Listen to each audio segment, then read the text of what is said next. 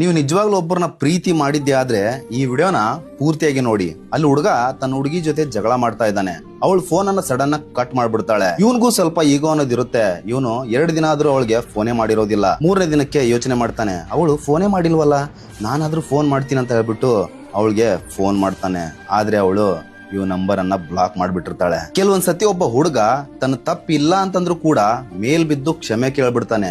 ಅದೇ ಅವರು ವೀಕ್ನೆಸ್ ಅನ್ಕೊಂಡ್ಬಿಡ್ತಾರೆ. ನೋಡಿ, ಒಬ್ಬರನ್ನ ಪ್ರೀತಿ ಮಾಡ್ತಾ ಇದೀವಿ ಅಂತಂದ್ರೆ ಅವ್ರ ಮಧ್ಯೆ ಜಗಳ ಬಂದೇ ಬರುತ್ತೆ, ಮನಸ್ತಾಪನ ಉಂಟಾಗುತ್ತೆ. ಹಂಗಂತ ಅದೇ ಜಗಳನ ನೆಪ ಮಾಡ್ಕೊಂಡು ದೂರ ಹೋಗ್ಬಾರ್ದು. ಹಂಗಂತ ನಮ್ಮ ಹುಡುಗನೋ ನಮ್ಮ ಹುಡುಗಿನೋ ಪದೇ ಪದೇ ಕ್ಷಮಿಸ್ತಾ ಇದಾರ ಅಂತಂದ್ರೆ ಅದನ್ನೇ ದುರುಪಯೋಗ ಮಾಡ್ಕೋಬಾರ್ದು. ನಮ್ಮ ಮನೆಯಲ್ಲಿ ಅಪ್ಪ ಅಮ್ಮನೋ ಅಕ್ಕ ತಂಗಿನೋ ಅಣ್ಣ ತಮ್ಮನೋ ಅವ್ರ ಜೊತೆ ಜಗಳ ಆಡ್ತಾನೆ ಇರ್ತೀವಿ. ಹಂಗಂತ ಅವ್ರ ಜೊತೆ ಸಂಬಂಧ ಮುರ್ಕೋತೀವ. ಎಷ್ಟೇ ಜಗಳ ಆಡಿದ್ರು ಕೂಡ ಅದು ನನ್ ಫ್ಯಾಮಿಲಿ ಅಂತ ಹೆಂಗ್ ಅಂತೀವೋ ಹಂಗೆ ಒಬ್ಬರನ್ನ ಪ್ರೀತಿ ಮಾಡಿದ್ಮೇಲೆ ಅವರು ನನ್ನವರು, ಅವರು ನನ್ನ ಸಂಬಂಧ, ಅವರು ನನ್ನ ಫ್ಯಾಮಿಲಿ ಅಂತ ಯಾಕೆ ಅನ್ಕೊಳ್ಳೋದಿಲ್ಲ. ಸಣ್ಣ ಪುಟ್ಟ ಜಗಳ